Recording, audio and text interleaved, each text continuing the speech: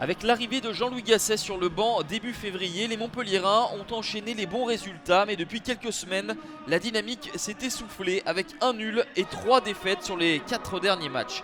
15e avec 5 points d'avance sur les barragistes, Montpellier veut se relancer avec la réception de Toulouse, 12e, qui n'a remporté aucun de ses 11 derniers déplacements, 6 défaites et 5 matchs nuls. L'objectif pour les joueurs de Pascal Duprat en cette fin de saison est clairement de terminer en première partie de tableau. Mais il faudra marquer car les Toulousains ont la pire attaque hors de leur base. 5 buts inscrits simplement.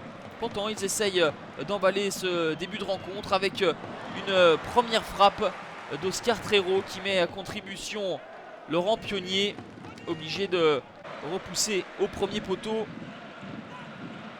Montpellier réagit avec Stéphane Sessignon dans la profondeur pour Mbenza.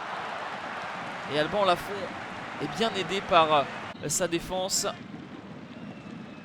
Un coup de pied arrêté pour les Toulousains. La force du TFC avec l'ouverture du score d'Andy Delors. La déviation de la tête de Christopher Julien. Et Andy Delors en profite pour marquer son 4e but de la saison après 5 matchs de disette. Arrivé au mercato hivernal, Andy Delors avait tout de suite trouvé le chemin des filets avant de connaître un petit coup de moins bien. Il retrouve la confiance et permet donc au TFC de mener 1-0 à la pause. A noter que M. Chaperon, ayant refusé aux Toulousains d'arborer leur maillot extérieur du fait de la ressemblance avec celui de Montpellier, le TFC s'est fait prêter un jeu de maillot vierge par leur adversaire. La réaction des Montpelliérains en deuxième période avec ce coup franc de Riyad Boudbouz capté sans problème par Alban Lafont. Les Toulousains reculent mais ne sont pas énormément mis en danger. Souleymane Diawara essaye de forcer la décision avec ce ballon en retrait et une frappe pied gauche pas suffisamment appuyée d'Ikoné.